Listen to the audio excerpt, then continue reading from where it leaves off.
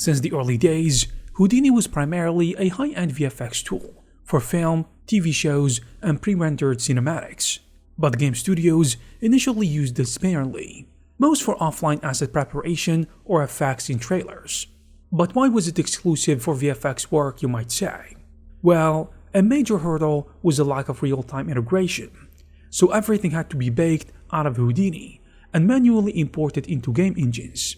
This led to cumbersome back-and-forth workflows that only a few technical artists could handle.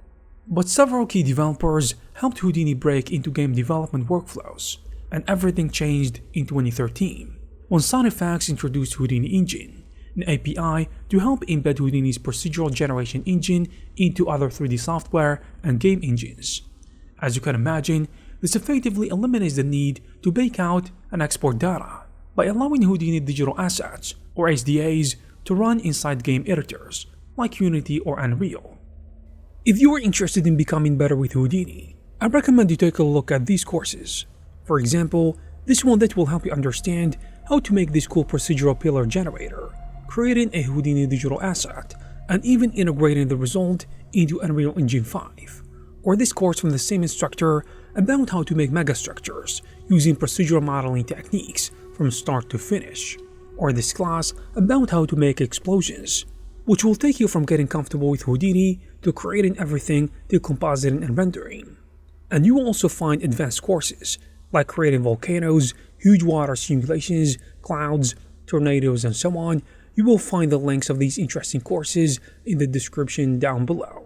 So parameters of Houdini tools became editable in the host app's UI, meaning you as an artist can tweak procedural content in Engine without a round trip, which would have taken an insane amount of time and effort otherwise. In a sense, SideFX has turned Houdini into the world's most powerful plugin. Around the same time, SideFX also began tailoring Houdini to game developers' needs.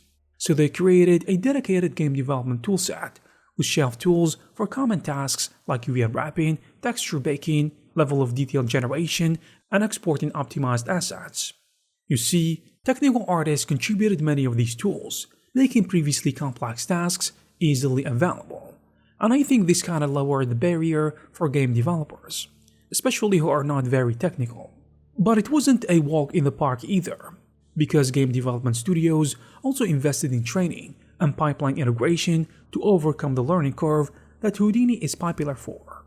Ubisoft, for instance, started small experiments using Houdini on Ghost Recon, developing some simple tools to help its artists, and seeing the potential, they decided to invest even more to push Houdini as a main platform in their studios, especially on Ghost Recon, and they did this rather than simply hiring a larger art team.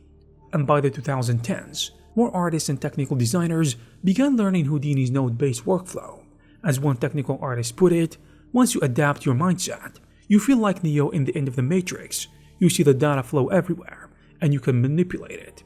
So how does Houdini really help developers with the Houdini Engine, and why you should consider it as an option if you are not doing that already? Houdini Engine allows Houdini's tools to run inside game engines like Unreal or Unity, and this is what made Houdini's procedural workflows to be intriguing for game developers, by connecting the standalone Houdini with the real-time world of game engines. You see, Houdini Engine works through plugins, which effectively embed a headless Houdini session under the hood of the target application, which is usually a game engine such as Unreal.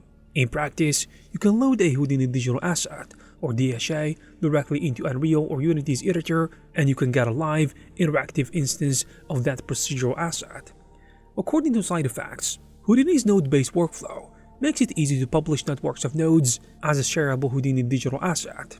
And here's the interesting part. With the Houdini Engine, these assets can be loaded into the Unreal editor, with procedural controls available to every artist.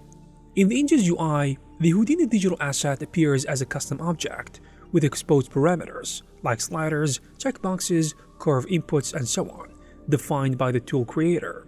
And when you modify a parameter or input, say for example, draw a new curve path for a road for example, or change the height of a building, the plugin sends those changes to Houdini in the background, which cooks, for the lack of a better word, the node network and pushes the result back to Unreal. The output might be anything, I mean anything that you will need. If you need, for example, a generated static mesh, a set of instant meshes, a terrain, collision values, or any other game-ready data. This happens on demand as you tweak the asset, and essentially, Houdini Engine turns procedural content into interactive content during game development, instead of an offline step, so it becomes a dynamic part of the level editing process. So the idea is that during development, teams and even indie teams get the full power of Houdini's procedural generation inside of their game engine. And once the content is finalized, meaning cooked to static meshes or textures, maybe other things, it behaves like any other asset in the engine, and as a consequence in the game.